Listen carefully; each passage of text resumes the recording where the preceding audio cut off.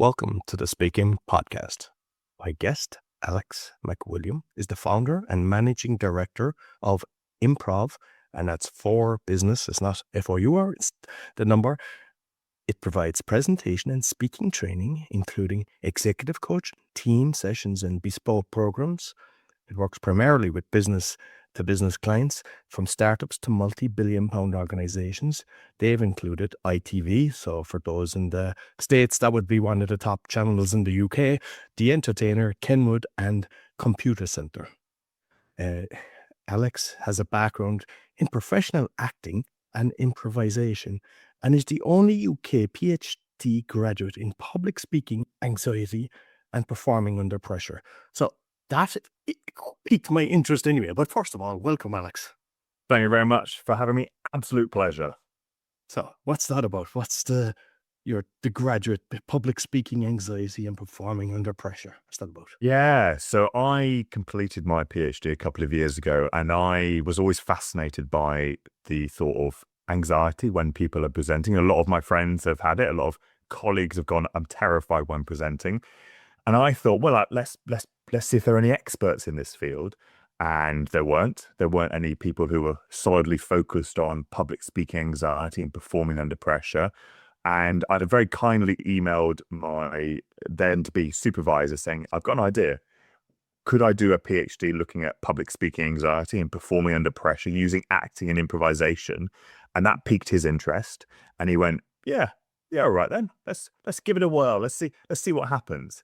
And 3.5 years later, multiple studies, multiple hours and hours of research, and I came out with a PhD and became Dr. McWilliam, looking at that public speaking anxiety, why people get anxious, how we can help them when they get anxious, and how we help them flourish so that actually performance doesn't dwindle. So again, a lot of speakers, they get anxious, they get worried, they go, oh, I'm panicky.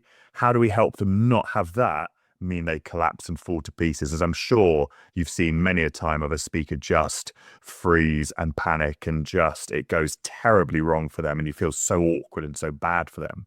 How do we help that from stopping, and how do we help them go, actually, yes, in this speaking situation, I'm going to be awesome? So that's what brought me into it. And I was like, yeah, I think this would be fun to do. And it was a lot of work, but it was also fun. And I mean, when I got into TUS, I was late overcoming my fear of public speaking. But I remember when I joined the club, they said I was the first to kind of sign up for a speak. So the next week I was like speaking. And I remember I had practiced it and kind of felt, yeah, I knew my material, but I didn't practice it with 20 or 40 eyeballs looking at me. And what I call it is a brain fart. I just froze halfway through my speech. And then I got my composure and went again. But it's like, yeah, I understand it. And I think through our own kind of journey as well, we can relate to people, which in turn helps them as well. Because sometimes they think there's something wrong with them. And then they just kind of saw it, no, that's just me. And like when I kind of went through my whole journey, it was like I had told myself a story, I'm just shy, or I'm not into public speaking, and I changed the story. But it's trying to get that into the person's head. So I mean, what I love actually is the fact that what you studied, you're working at, whereas a lot of people don't. They go away, they study something, and they branch off, they do something totally different. So it's great that your education is actually what you're working at. Yeah, because it came from working with clients over the years. I went, oh, this is really interesting. I want to learn more. So interestingly, the education, rather than going traditionally, I go do a degree, then a master's, then a PhD, I did my degree. And then 10 years later, I did a master's in psychology. And then while I was working, I went, I want to know more. I want to become that expert. And then I went back to education. So I was doing it alongside running a business and coaching and training. But what you said about that blankophobia, as I like to call it, it happens so often because, again, it's really hard for people to replicate that stress that you're going to have. Like, you can practice on your own. We could practice right now, but it's not going to recreate the exact stress of presenting in front of 20 people. Now, there are ways to replicate that and play around with it. Like if we were to do a presentation now, I might do some things to poke you a bit and go, how can I make this more stressful for you, to try and replicate that situation so that when it does come and you are standing, say, in front of 20 people, you go, oh, actually, it is a bit worrying, but I can do it and it's great. And I can flourish when it comes to these situations. So I think that's the most important thing. Are there ways of us to practice under pressure so when the actual pressure comes, we can thrive? I like to compare it a lot to footballers. If they can score a penalty, they can score a free kick, in the practice ground, they should be able to do that in the pitch. But usually it's that anxiety, that pressure. And to be honest, 20,000 people watching you take a penalty is probably going to be quite stressful. So how can we help them and how do we help individuals to flourish when that pressure comes?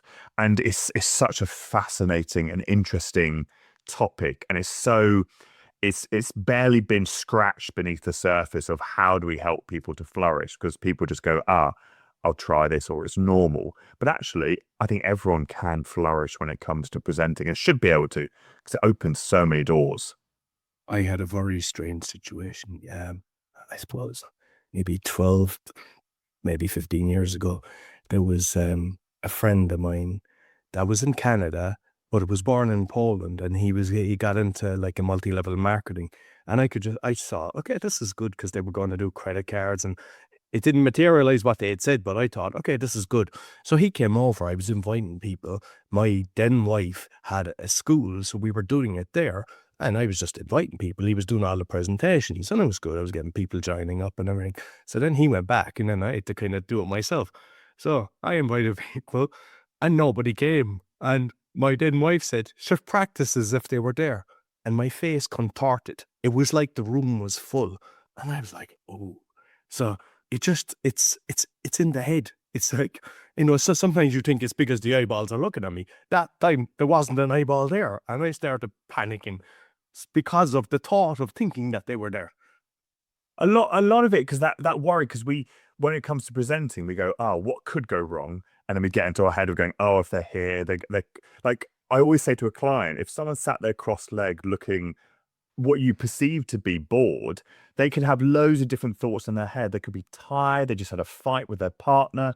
There could be so many other things, but you're naturally looking at like a grumpy face. You naturally think it's always going to be towards you. Now, sometimes it could be, if your content is very bland and it's not engaging, that might be a natural reaction. But for those who are more anxious, they will naturally gear towards the negative. Even when seeing a neutral face, they'll go, oh, they must hate me. Oh, they must think I'm boring. It's the worst thing in the world. But actually, we're our worst critic. And a lot of the audience would rather you be up there than them be up there. And I think that's something a lot of speakers need to remember. The reason you've been asked to speak is because someone somewhere thought you were competent enough to actually present in front of others. No one's trying to do it to stitch you up and go, let's get them on stage and let's make everyone laugh at them. Because actually, a lot of the audience are going, bravo, thank you very much. Thanks for presenting and sharing what it is that you're going to present.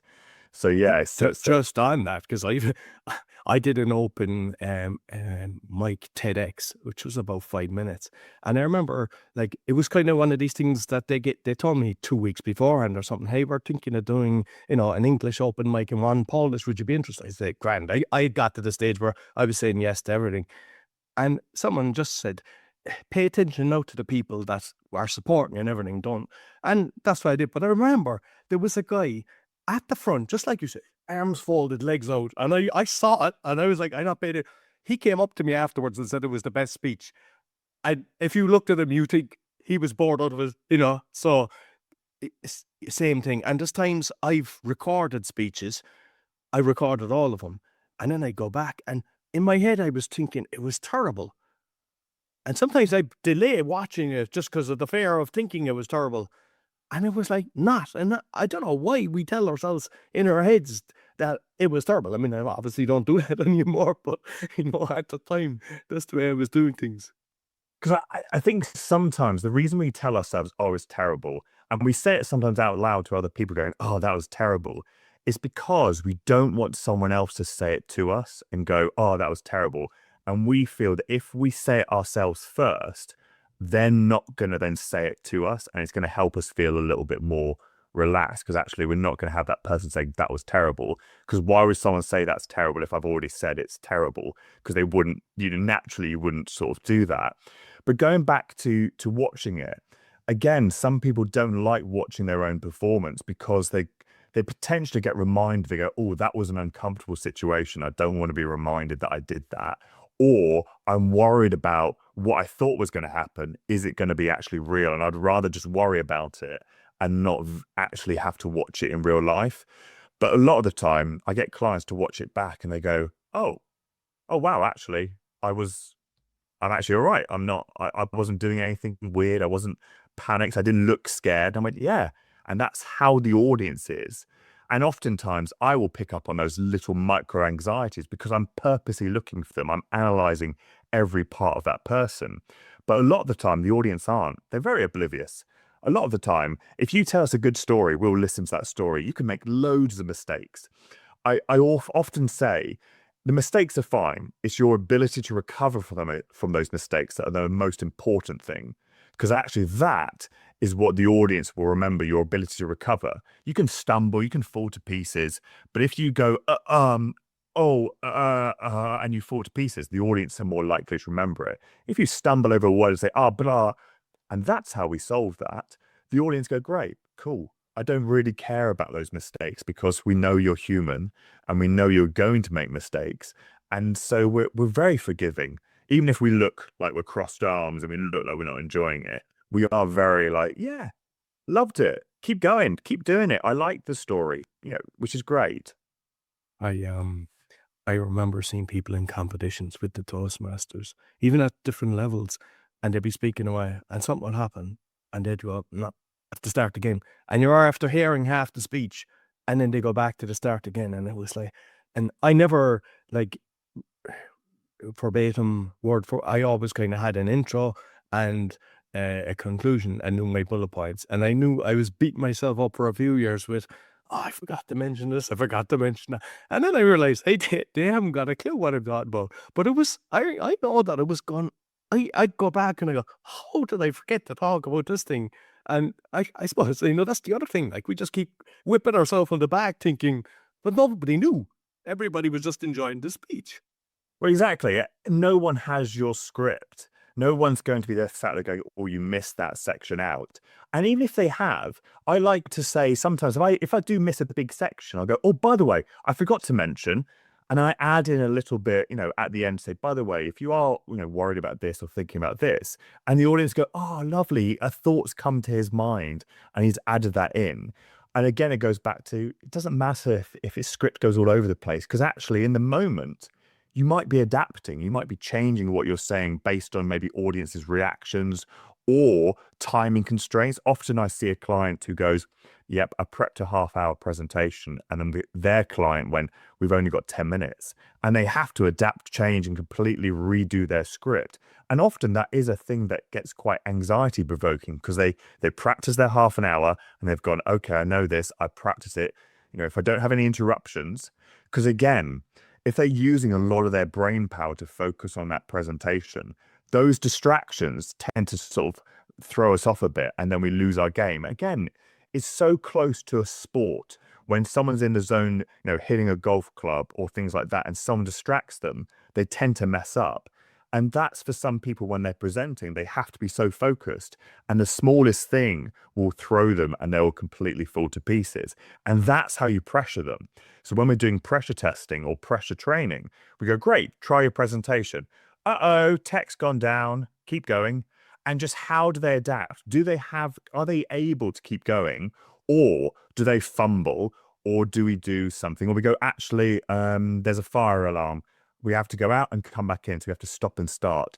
So trying to find little things, because when we're looking at clients, I go, right, what's going to be the anxiety provoking thing for you? Making mistakes. Okay, let's try and make loads of mistakes and see if we can make it, hit those buttons where you go, oh, actually, we're falling apart, which I think is really, it's fun, and it's done in a fun way. It's not done in like, let's make you look silly.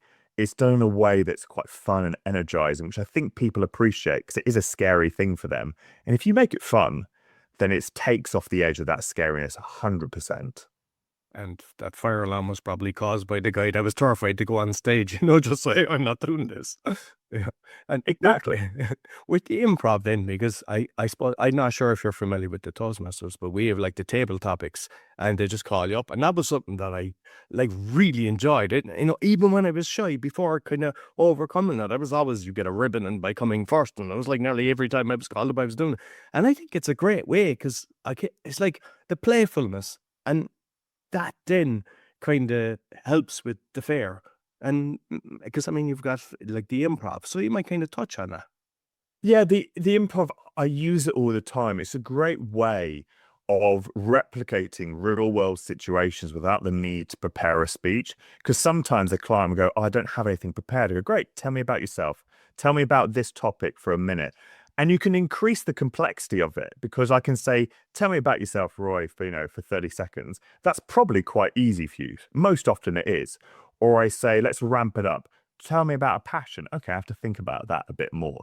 Now tell me about a work process. Okay, now that's becoming a bit more work related. But also it shows how much you actually know about the topic. And are you comfortable without having a really strict prep, planned idea of going, I'm going to say this, this, this, and this. And with the improv exercises, it's great to develop skills like storytelling, listening, communication. All of those areas are really, adaptability is another one, because we've done one where I've done actually speeches where I'll say, right, you're going to do an acceptance speech, as a politician, an acceptance speech. And I'm going to throw random words at you while you're speaking. And you have to naturally incorporate that into your speech and make it not sound odd. So it's like, thank you very much for having me today, avocado.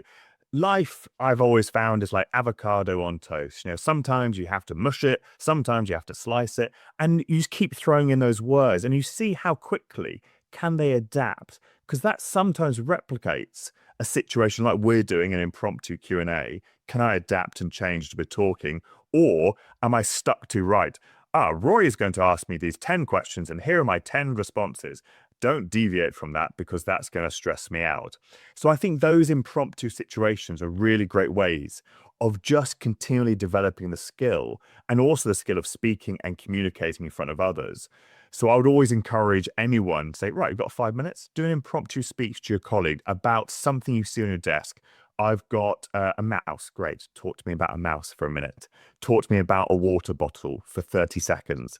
And just giving ample opportunities, because then actually their confidence will also increase, because there's a scientific, a posh psychological term called self-efficacy.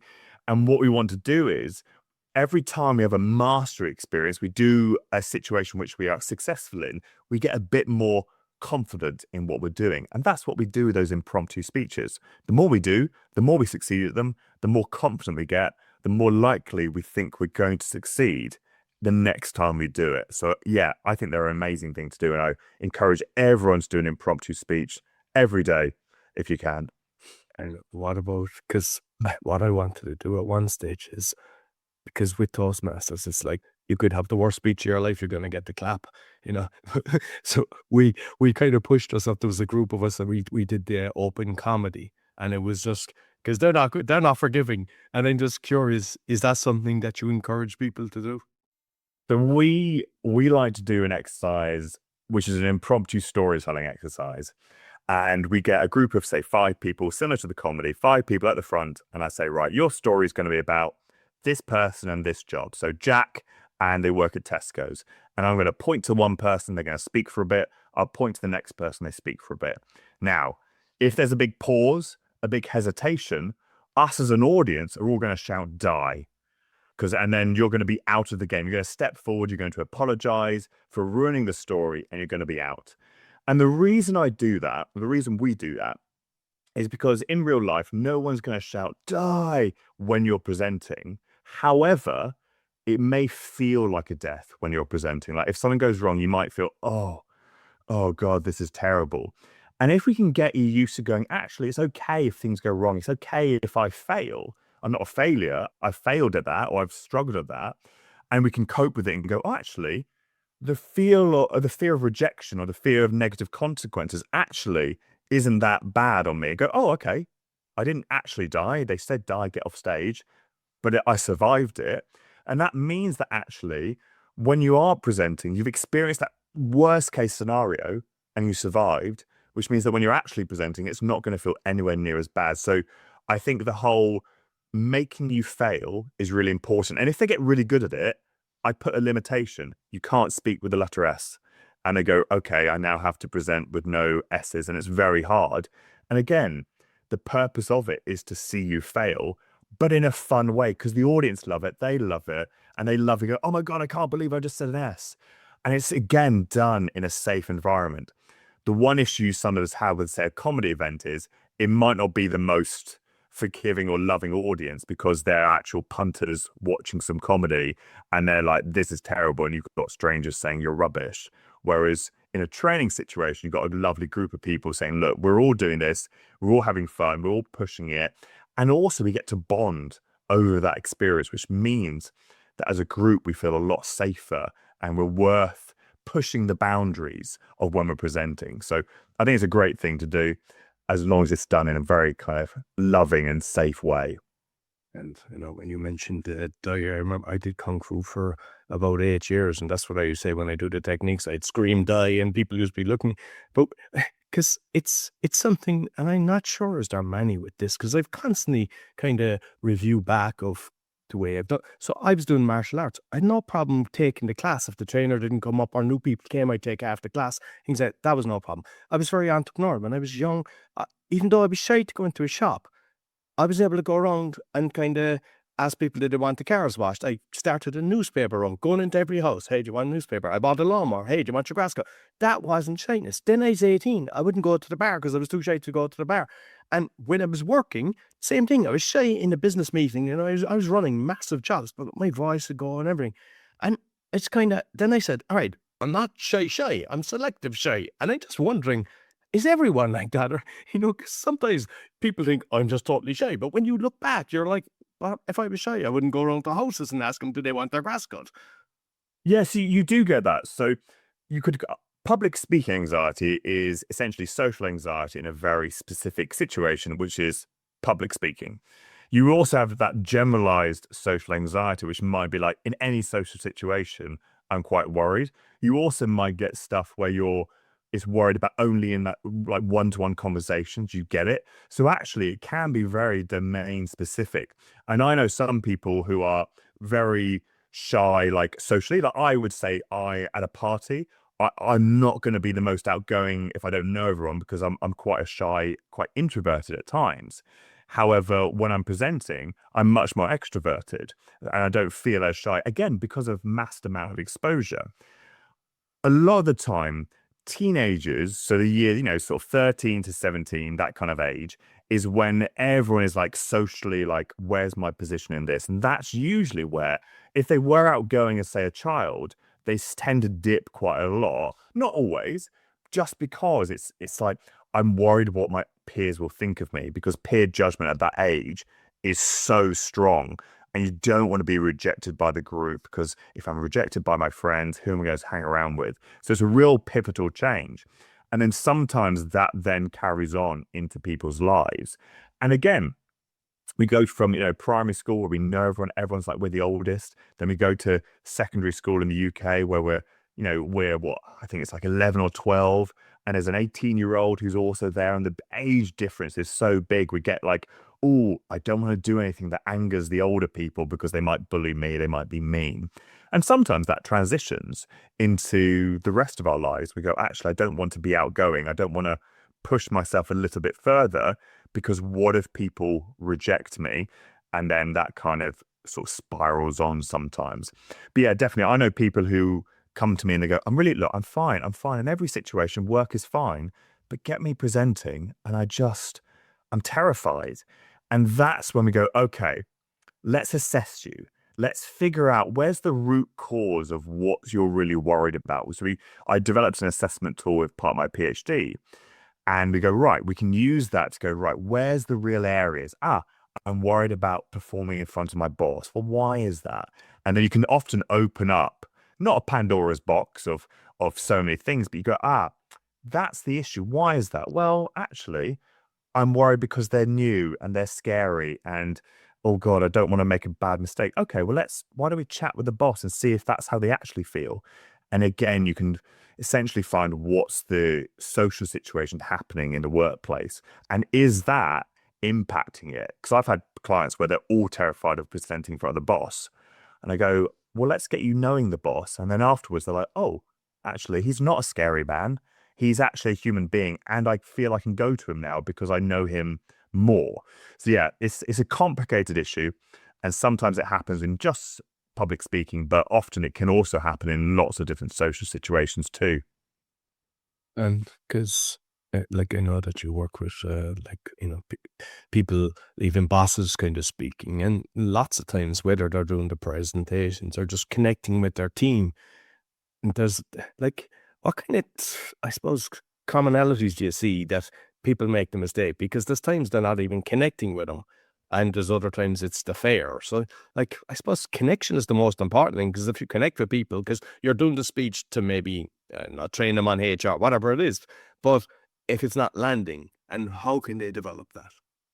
I always advocate, I say, you need to know what the audience wants to get out of that presentation. You might have an idea of going, I'm going to speak about this.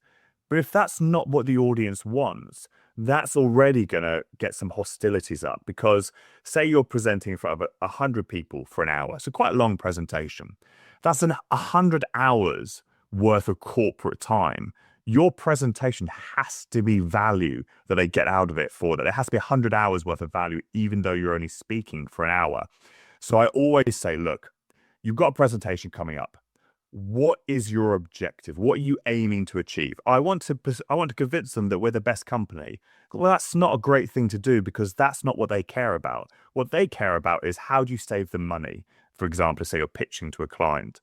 Then you go, okay, well, if you answer that question with your objective, going, right, my objective is to get you to understand how we can save you time and money when it comes to your IT software, then they're going to walk away happy going, great, that's what we wanted to get out.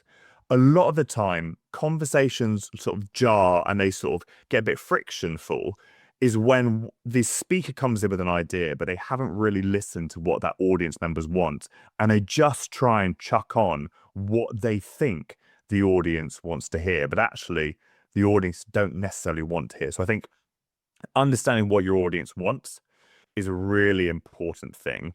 And then when you're having a conversation as opposed to, say, a one-way conversation, that presentation, it's really listening and understanding what that other person wants. Because a lot of the time, if we can listen and we understand what they want, the conversation goes much more fluidly. And if we're okay to adapt and change, and another exercise I like to do is it's a very famous improv one. It's called Yes and. I would say something. I would say, oh, let's go on holiday. And you go, yes, and on the holiday, we can go to the beach. And it's a nice sort of progression of just accepting and endowing. But it's a great way also of understanding conflict. So say we had a conversation and I would always say yes, and you would always say, yeah, but, and always find a reason to, for a problem. So if I said, oh, let's go for pizza, you might be like, yeah, but I don't hate pizza. Yeah, you hate pizza. And I could go, if I'm not listening, I go, yeah, but you want pizza. And it stalls the argument. And I go, my yes affirms that you don't like pizza. Yes, okay, you don't like pizza. And this place also does sushi. So I've listened to you and I've provided a potential solution. And now you can reply with anything. Yeah, but I'm allergic to fish. Ah, yes. And they have vegetarian sushi. And what you've got here is you've got the yes-ander trying to problem solve. How do I solve it? But every time I'm listening to what you're saying and I'm accepting the world, I'm not going, no, you're not this, because that again makes you feel belittled and not listened to. But it helps solve that problem. Like we had one client who was like, oh, we need more engineers. Yeah, but we don't have the money. Yes. And if we shaved off the budget for the group holiday, we can do it. Yeah, but it's a great holiday. Yes. And I found another deal that works here. So it's a lovely exercise to help you trying to find the solution, but ensuring that you are listening to the other person, because then they feel understood. And if I feel understood, then I'm more likely to be much more accommodating when we have that conversation. So that's a great one. Yes, and yes, but it's a love. That would work for marriages as well, yeah. Yeah. Yes. And yes, but I don't want to spend that much on the wedding. Yes. And we can do a budget. Yeah, but I want it to be fancy. Yes. And it's a lovely way of just trying to problem solve and have a bit of fun at the same time. So, it's one of my favorite exercises to do. No, brilliant. So with like you might have touched on it, the PSTI, because I saw that on your website with the different levels on. You might touch on that. Yeah, so the public speaking threats inventory was developed in my PhD. It's a 27-item measure that helps people to identify specific sources of public speaking threat. And I use the term threat because to essentially denote anything we're worried about when we're presenting. So it might be like, I'm worried that I'm going to be sick. I'm worried that I'm going to make mistakes. I'm worried about this. And that 27 item is split into 3 domains, 3 areas that you can really focus on. It's the physiological symptoms, so being sick, throwing up, face going red, all of those things. It's the self-perceptions. I'm worried I'm going to speak too fast. I'm worried about performing poorly. And then the external judgments. I'm worried about others watching me. I'm worried about others judging me. I'm worried about performing in front of my peers, my boss. And you fill out the questionnaire. It takes around 5 minutes. And at the end of it, what you get is you get an idea of where is my focus area, because each focus area might have a different treatment or a different intervention you might want to try. So if you got your score and you go, actually, my biggest worry is external judgments, so performing in front of others. Okay, what could be some good things for me to do that? Oh, exposure therapy is a great one. I use the term exposure, which seems very like, I'm exposing myself. Essentially, it's opportunities. So giving yourself opportunities to be exposed to those worrying situations and then master them. So say my biggest worry is making mistakes in front of others. I would probably do that improv exercise as an example, where I'd probably try and make loads of mistakes in front of other people. And then I go, actually, I'm not as worried as that. And then you try and do loads of different things. So essentially you create a staircase of exposure levels. So 10 might be performing in front of 1,000 people in front, and making loads of mistakes. And you start with performing just yourself, making a mistake, then 2 people, then 3, then 4, then 5, and you slowly build it up. And a lot of people might go, it's going to take ages. And it might take ages, but actually it's incremental steps that allow you to thrive when it comes to the top. Often companies are very guilty of sending someone to do a very big presentation in front of 500 people when they're very junior or very new to the business. And that traumatizes them because they go, I've just presented in front of 500 people. It went terribly. I never want to present again in this organization. And they do, and they will avoid it and they will delegate it. I know senior leaders who don't present at all because they always delegate to the new employee or to someone else who go, this would be a great opportunity for you, mainly because they don't want to do it. So this public speaking threats inventory is a great way of allowing you to figure out where's the specific area that I want to focus on. And then I can really get some coaching from myself or from other people to really focus on that, going, I really want to work on I'm worried about talking too fast. Can I work on that with you? Great. That's an area we'll work on. I'm worried about performing in front of my peers. Great. Let's work on that. Because what you might find is an organizational level, there might be patterns.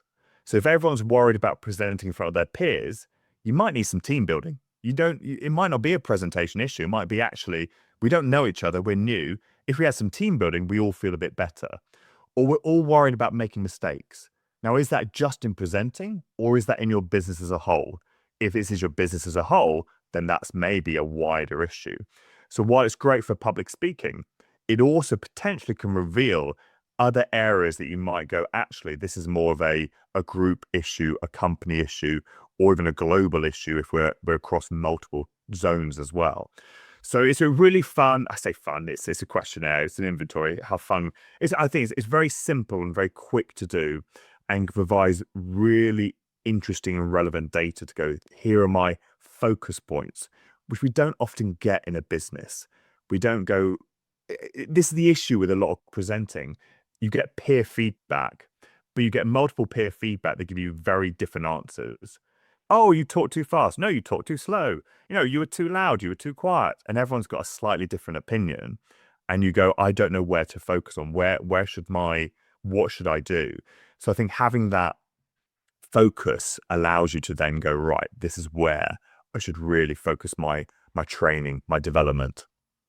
And with coaching, then when somebody realizes, okay, I have to overcome this fear, I need to get coaching.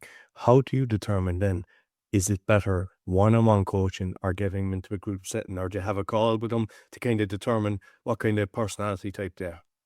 A lot of the time, I will have a call. Like I've got a call tomorrow with a client, and I'll say, look, what would you find most beneficial? Do you want to value that one-to-one time? Because there's benefits to that, because you get more time with the coach and you get more maybe personalized coaching in the sense of we can go deeper because we don't necessarily expose other things that are going on. But what you might want to have is sometimes with the coaching, you might go, actually, you might benefit from some group coaching, because actually what you need potentially is going, this might be a nice fun thing to do as a group, because if you've got a few people and you find it really intimidating presenting even in front of one person, why don't we do a group training session where, if, for example, in our group stuff, we might start with some pair exercises and then some 3-person, 4-person, 5-person, and we slowly build that up. And that's what you might need, because actually having a one-to-one coaching doesn't necessarily expose you as much to the stresses. So that's the other thing to think about. What are they stressed about? I'm worried about performing in front of other people. Okay, well, if you can perform in front of me, that's fine, but we need to increase that pressure. So I might say, let's have a session, and then let's have a group session, maybe with 2 or 3 of you, and then 4, and then 5, and then 10, and then 20. Because we want to basically give each person that individualized treatment. I say treatment plan, intervention plan. So it is basically a case-by-case basis. What do we think will work for you? And also, I would always go, can I encourage you to try a group session? Do you think that might work? And if they're like, maybe, I'll go, great, let's do it. Because that maybe is them going, I want to do it, but I'm a little bit worried. And it's okay to be a bit worried, because we go, if you're a bit worried, we know you want to do it. You're more willing to go forward, rather than like, please don't make me do it. Then we go, okay, let's bring it back. Let's not push you too far until you're ready, really. And like what I've seen is, even with a lot of the people that were on the show, and I know for myself as well, that an early stage is in school, that you're humiliated. You have to stand in front of the class reading the book or whatever, and they just laugh at you. The teacher abuses you, and it's just a horrible situation. But then there's also, and it's something I was conscious with my own kids that I didn't do, is parents are constantly doing everything for the child, and then they go into the workforce, they go, off you go, and the child is like, and that's why. And so, like, have you seen a lot of them same kind of trends, why people are the kind of, I suppose, anxious and worried? There's some people, there'll be extremes. Like they might have had a really bad experience when they were younger, and they were like, oh my God, I really put me off. And some of them, again, I'm not a licensed psychotherapist, but a lot of them, it might come from a childhood issue of like, I presented when I was like 10 and it was terrifying. I was sick.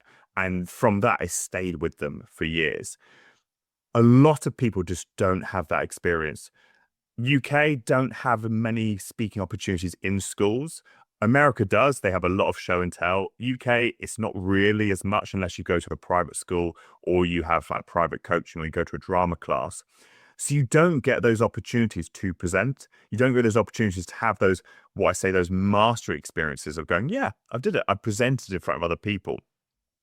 And in university, same thing happens.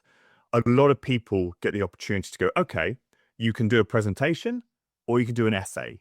And a lot of people will go, I'd rather do the essay. So again, it sort of spirals in. And then when they get to the workplace, they have an over-reliance on slides. Like I've seen many presentations with people going, hello, welcome to my presentation, facing the back, not even looking at the audience. Because again, their entire script is there. And I always say, look, if I can understand your slides without you needing to be there, You don't need to be there. Just give me the slides. I'll read it in my own time. Or they have a piece of paper and they're like that. Yeah. I see. I don't mind having notes. Like if I had a piece of paper, say I've got one here, and I don't mind if someone's got some notes and they're going, I'm going to talk to you today, and they refer back to it and talk to it. I don't think there's anything wrong with that, because a lot of clients go, oh, am I allowed to have notes? I went, yeah. I'd rather you have some notes and refer to it than doing facing the back or having so much text on your slides, because again, it's something different. So I think the issue is it keeps perpetuating. And then when you get to the business world, there are some people who are very good at avoiding a presentation, and they end up climbing the career ladder and they go, oh, I've never had to present, because they always find a way of kind of avoiding it. But then the rule is I think this is a quite philosophical thing. The flood is always going to come, and you can either be prepared for that flood and you've built your own ark and you know how to do it, or you're going to be washed away. Because if you get to a very senior position and you've never presented, but then you're expected to present, say you become a CEO and there's maybe a conference, maybe even a press conference where you have to present, and you've avoided it, more often than not, it's going to be a very poor presentation, maybe even a car crash interview, and that's going to have more detrimental effects. So I always say avoiding the problem doesn't fix the problem. It just makes it grow, and it makes it kind of be this beast that is following you around until it pounces on you and you then just fall to pieces. So yeah, it's a guilty thing of avoidance. And also a lot of presentations are really bad in businesses. So that's like people, even if you can be 5% better in your presentation, you will end up being better than 99% of presenters in your workforce, most likely. So just working on that skill will allow you to thrive. And also career ladder. If you're a junior associate at a business and you want to become a partner, if you get really good at presenting and communicating, your career is going to skyrocket. So that is a skill you should definitely invest in time and money to allow you to flourish, because it will pay in dividends in no time. And the thing is, like, because PowerPoint, at one stage, it was the main thing, and kind of deleted it. But what I've seen, and it's very good, especially if you know your information, or you can have the screen in front of you, so you know what they're seeing, rather than, as you say, that they're talking to your back. But you can have interactive ones, and things are moving, and so you don't know what's going on. And I think they're very good, because the main thing is keeping the audience engaged, but also once you've got good content, and it kind of connects with that. But when you're coaching, because obviously in person it's grand, how do you navigate if it's online, says almost, because I mean, you can have clients from the States, from Poland, from anywhere, and whether they're one-on-one, then you do the group thing. Because I've done speeches, especially when we had the crazy lockdown, and it was so weird doing a speech, because sometimes you can see the other people, other times you can't. You just see the timer or something like that, as opposed to being on stage, because you're really reading in. And like, for example, if you can see an inquisitive look, you know that they didn't really get. And then you can just kind of, especially when you're not, reading verbatim, you can kind of delve a bit deeper. But it's very hard on the thing. So how do you navigate that one when maybe, say, you're helping people and there's a screen of 10 people, but then they have to kind of go on their own? Is there ways of kind of doing it when you can't be in person with them?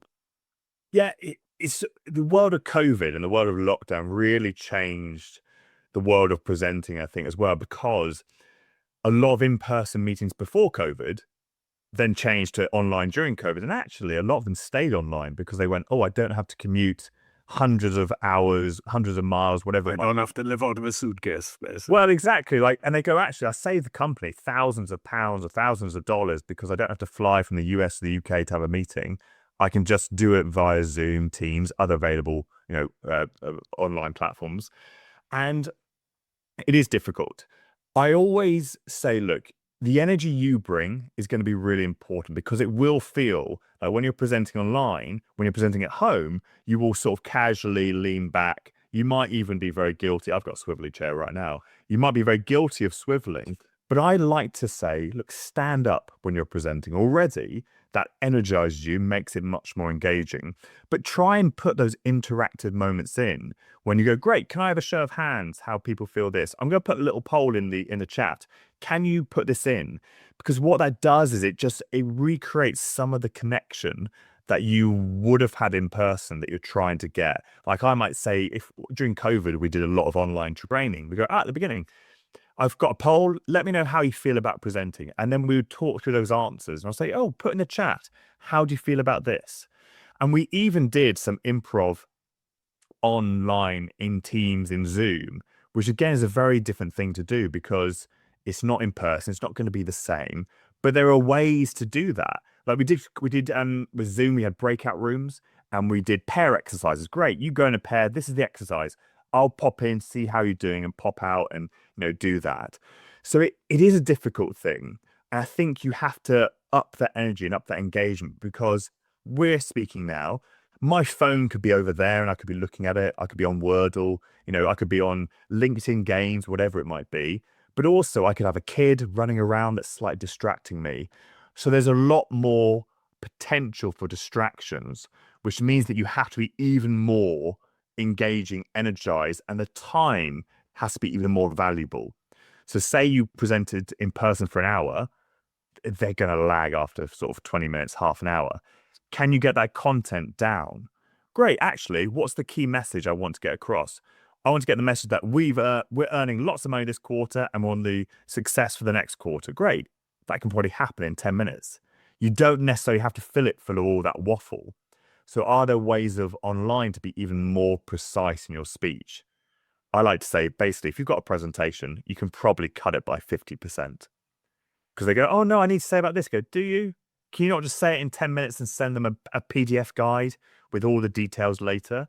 Because that's all I care about. If I had a team meeting with an organization, I would go, right, how are we doing? Great. Profits are up this month. Revenue is this, and we're doing this. Great. Thank you. That's all I needed to know. Might have even been sent an email, which is, a lot of the cases of, could it have been sent as an email? Yeah, probably. So I think engagement is really important, making it fun, making it energized, doing it interactive as much as possible. And I know people don't like it, but if you can encourage people to have their cameras on, which I know is very difficult to do. Like if I go, look, I'd love to see who I'm talking to. Can we have, are you able to have your camera on? I completely understand if you can't because, maybe you're in a room that you don't really want, the audience to see. Like I blurred out my background. That's another thing. Some people don't know they can do that. And they go, oh, I can blur it. Oh, okay. That's great. I'm also an advocate of not having a headset when you're presenting online because mainly for me, I've seen people pitching and they've turned their head and their laptop just goes and they're like, oh no. So if you can have like wireless or if if you're like, we're sort of sat here quite casually, but if you're going to be doing something important, trying to find a nice background. It's very guilty of people having like in an office, they have loads of people walking around or they've got background sound.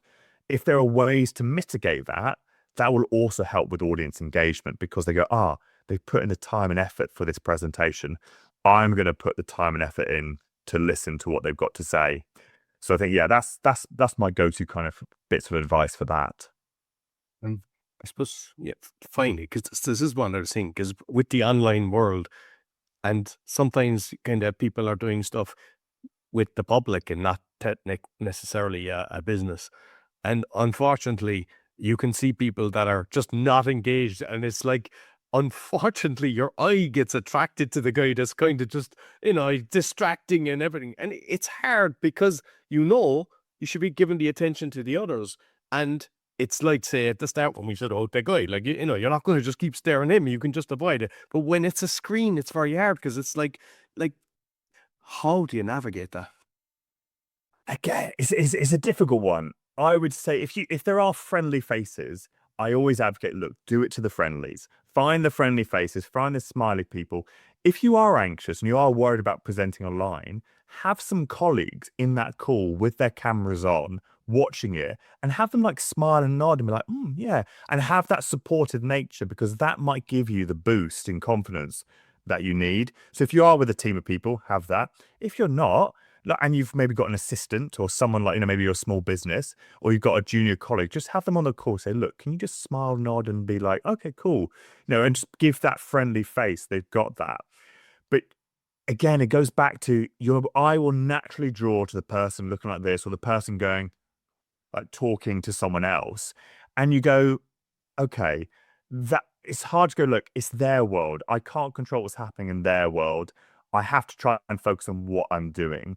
Now, if everyone is like bored out of their mind, you could even note and go, look, I know, look, we seem a bit disengaged. It's a bit boring. Why don't we just take a 5-minute, relaxation break, go grab a cup of tea, grab a coffee, some biscuits, come back, and let's start with part two. So I think it is a bit of that adaptability of going, how's the room going? Everyone seems to be dragging. Why is that? Actually, we've been going for 45 minutes. There's a lot of content. Let's have a breather. Again, online, you need more frequent breaks than you are in person. So in person, you can get away with maybe a break after an hour and 15 if you're doing a training session, or maybe an hour after doing a presentation. Online, it might be half an hour. It might be 45 minutes, just because it's hard looking at a screen. It's screen fatigue. And it takes a lot of willpower to look. I'm looking at you, I'm looking at the screen, I'm looking at the camera, all of those things. But yeah, oftentimes, if you've got a big screen, like my camera's up here, I'm going to try and look at the camera a lot. If I am looking down here at this person, it sometimes can be a bit disengaging because I'm looking down at this corner. So if you are worried about those people, try and look at that camera and go, look, I'm going to look here and deliver a lot of the presentation to the camera. And then maybe every so often go over it, but then go back to it. Because it might feel weird, but the audience go, oh, he's engaging, she's engaging, they're listening to me, they're looking at me, which is quite nice. So yeah, I think keeping that edgy up is going to be really important for it. Well, I even heard of people putting a picture or something just by the camera, so they're looking at the picture and that. But whatever works, it's a case of just kind of be adaptable. So listen, Alex, thoroughly enjoyed it. You shared fantastic tips. Might let the listeners know where they can find you. Yes, you can find us at www.improv4business.co.uk, or find me on LinkedIn under Dr. Alexander McWilliam. And that's the best way to reach me personally, LinkedIn, or directly via the website. Okay, perfect. I'll make sure I'll put the links both in the audio and the video. Thank you very much, Alex. Thank you very much. So that's all for the Speaking Podcast. You'll find everything about me. Scan the QR code or go to roycollin.com. And if you're looking for virtual assistants, go to va.world. Be sure to thumbs up, 5-star in, share with 3 friends. I'm not going to say with all your friends because maybe 3 you can do. Until next week, take care.